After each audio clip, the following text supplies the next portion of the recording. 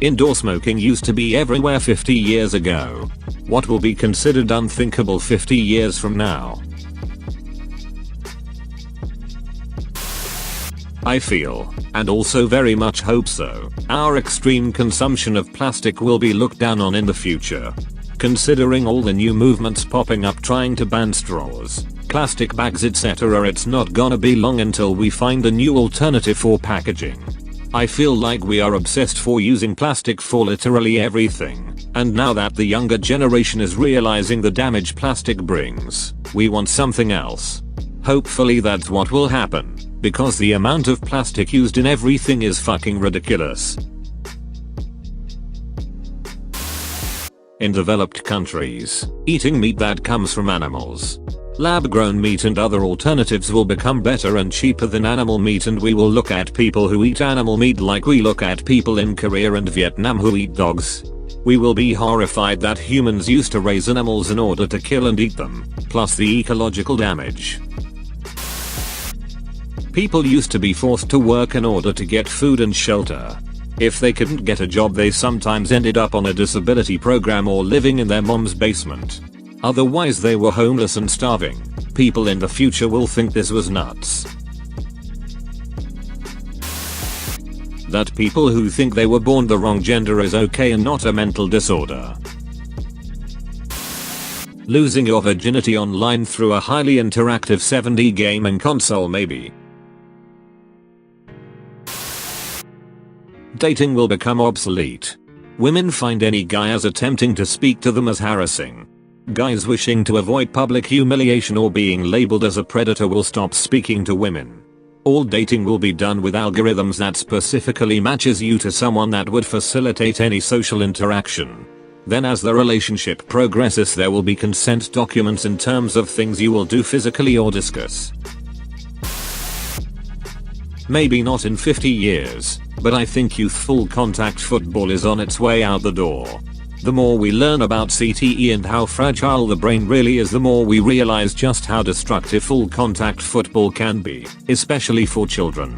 It doesn't even take getting your bell rung to cause serious damage that can affect you later in life. I played football in high school and I'm curious to know how it may have affected me. I definitely got my bell rung a few times, maybe even a minor concussion. Back then, coaches just didn't know anything, and some of the hitting drills that we did were nothing short of barbaric looking back on it. Not really teaching skills of any kind, just okay, you to line up and run straight into each other kind of shit. I don't think it'll be something that goes away all at once, most likely a state by state or something like that. Big football states like Texas, Alabama, and Florida will probably be some of the last to go.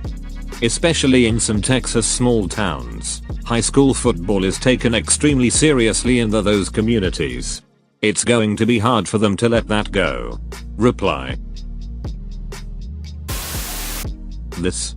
My dad spent time working in a rehab hospital, and after seeing all of the people left drooling in a bed for years from head trauma, football was out of the question for my brothers. So many kiddos and teenagers, and the high school football coach, beg parents to let them play, and the parents look like the bad guys. Also, I had a lot of friends who came from low-income neighborhoods, and, for a lot of them, playing football was the only chance they had at getting out of their situation financially, and I always thought that was shitty. All that said, I love watching pro football and don't think of it as the devil.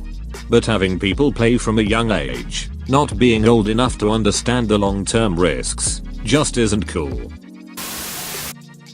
License-free internet usage will eventually be a thing of the past. I know that sounds like a Black Mirror pitch, but bear with me for a second. Right now, we're living in the Wild West era of the web. Anyone with an internet connection and the right know-how can find practically anything online, and anonymity from fellow users only requires that a person register a throwaway account on whatever site they're using.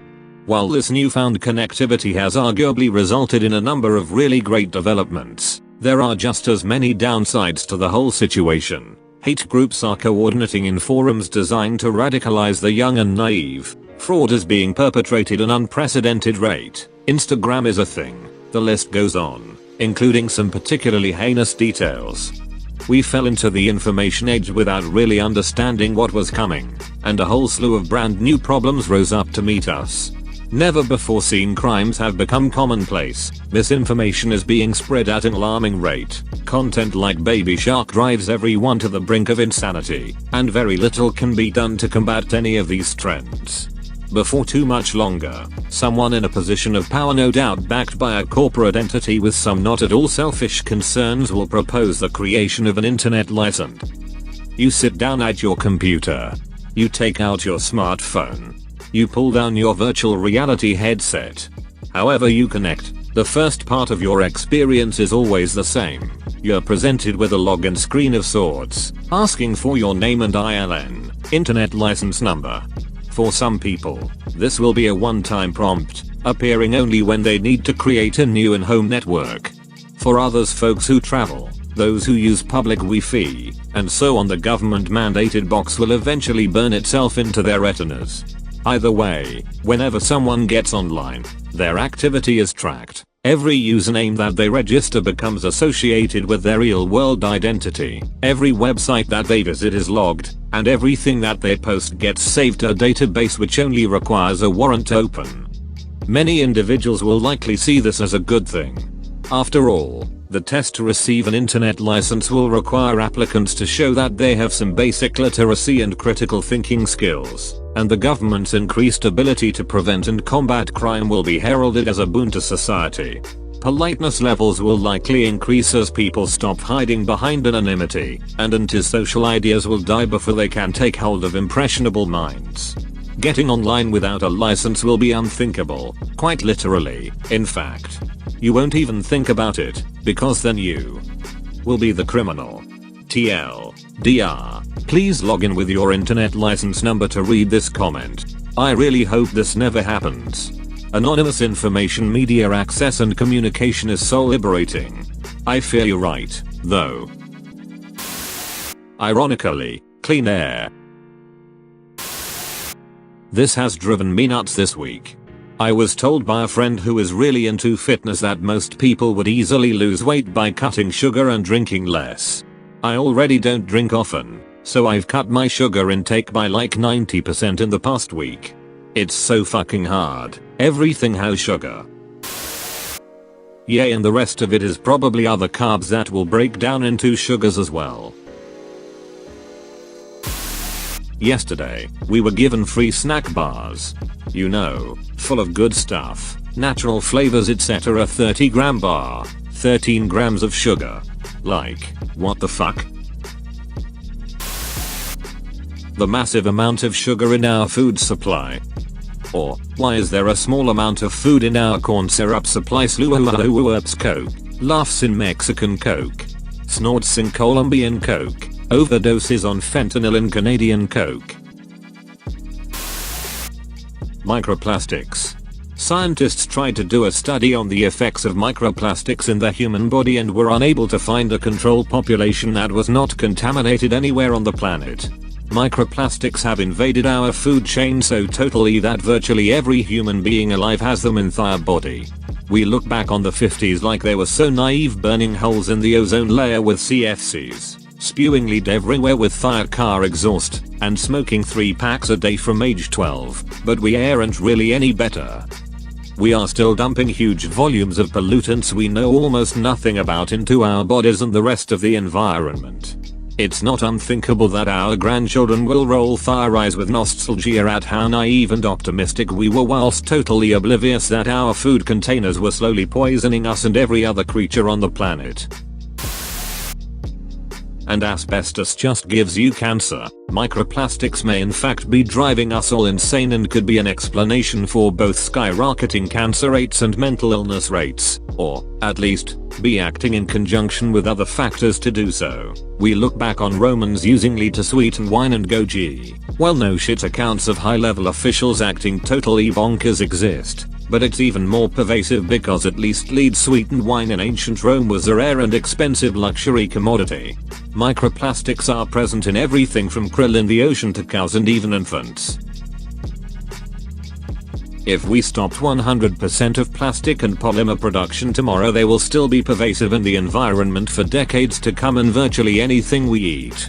We may very well be remembered by follow-on civilizations as lunatics, assuming we leave anyone to remember us. Oh, absolutely.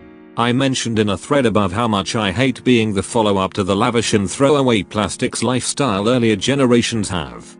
I'm young and I want to turn things around, but I'm a little helpless just watching the world, among other things, literally burn. Plastic. And fuel. It's like having to set up your presentation in a trash convention hall that the previous generation didn't bother even giving an effort to try to clean up. It's like asbestos all over again, like I mentioned before. We just don't bother looking into the effects until they naturally crop up into our lives. With asbestos it was mesothelioma. With plastic? Oh, it's even more terrible. Plastic is everywhere and everything. It's the new material we thought was magic, just like how we thought asbestos was perfect. Having to hold your phone. I'm getting hearing aids next week that also work as Bluetooth headphones and a hands-free headset. I'm the future. My boss has these. It's confusing as you never know if she's talking to you or on the phone.